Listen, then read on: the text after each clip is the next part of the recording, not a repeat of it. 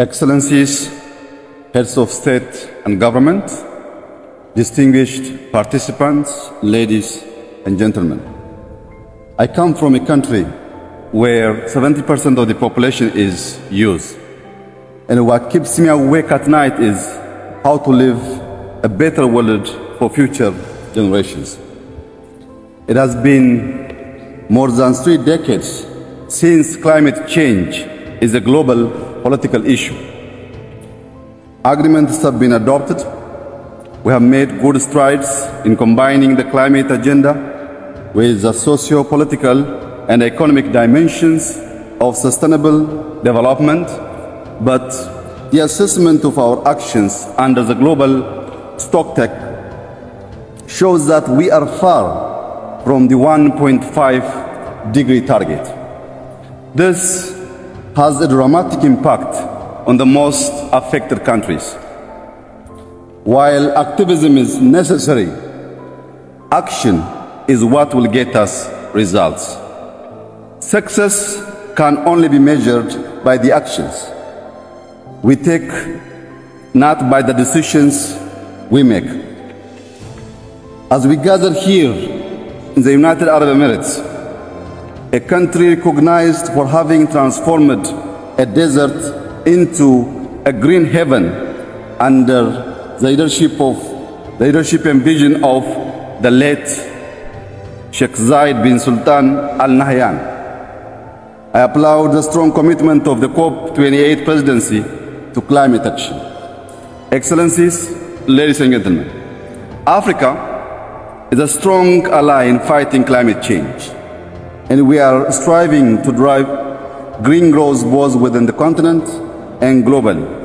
However, we remain highly exposed to the impact of climate despite contributing the least.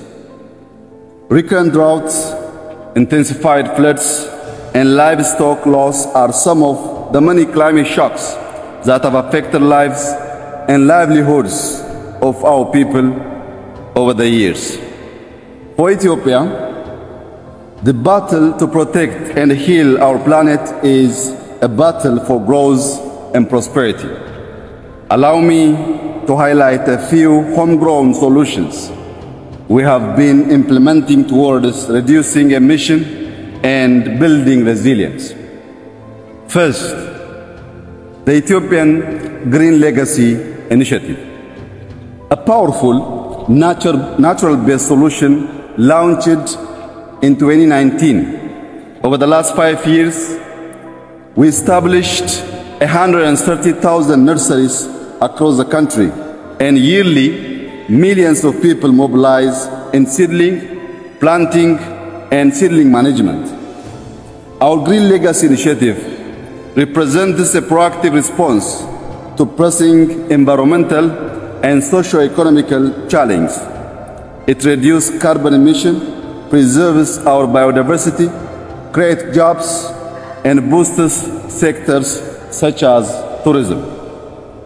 I am proud to say that this initiative has received remarkable success by planting 32.5 billion seedlings.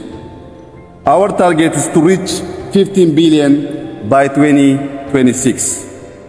When completed, the initiative will become the largest afforestation project in the world. The impact of our initiative extends beyond borders as we are sharing seedlings with our neighboring countries. It can further play a catalytic role in Africa and complement existing initiatives such as the Africa Forest Landscape Restoration Initiative and the Great Green Wall. Second is our action on transforming our food system. We believe that climate, biodiversity, water, people, and food systems are strongly interrelated. We have successful interventions planting various drought-tolerant crops and using climate-smart irrigation-based technology. Noteworthy is our national wheat production program, whereby we produce 6 million hectares in 1 year, making Ethiopia the largest wheat producer in Africa. This has relieved us from decades of wheat import dependency and made us a wheat exporting country.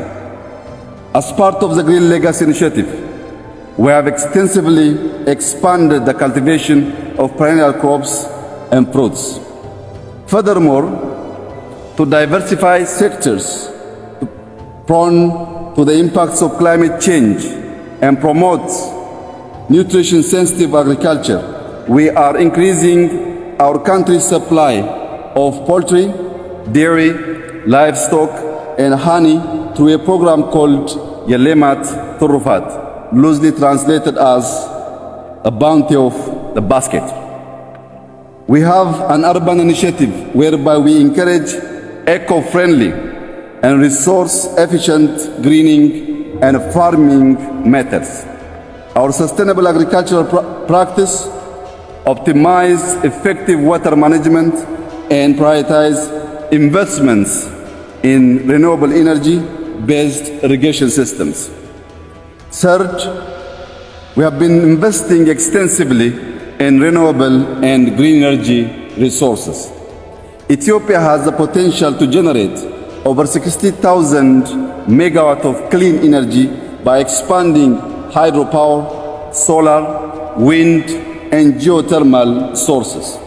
Our target is to triple our current power generation capacity and double our energy utilization efficiency by 2030. This will allow us to achieve universal access to electricity, minimize dependency on biomass fuel, and provide the opportunity to our industries to reach their net zero targets by 2050. Last are our bold actions in the transport sector. We adopted policies to encourage the use of electrical vehicles that resulted in a sharp increase of hybrid and electric cars on our roads while reducing the macroeconomic burden of importing fuel. Similarly, Ethiopian Airlines is modernizing its fleet by acquiring new energy-efficient aircrafts. Furthermore, we have electrified railways, a growing non-motorized transport infrastructure, and we are expanding our mass transit system. Excellencies, ladies and gentlemen, these are concrete examples of action. We are actioning our nationally determined contribution, and our progress is a testament to our commitment to the Paris Agreement. I now call upon a collective global action for a stepped-up climate agenda. The major challenge in scaling solution is the cost of capital and how international financing is structured. No country can effectively confront the climate challenge if debt is a burden. This is why the G20 must work to implement bolder and timely debt relief plans to help the most affected countries overcome debt distress, address climate challenge, and pursue more equitable and sustainable economic growth objectives. At the same time, pledged funds must be dispersed.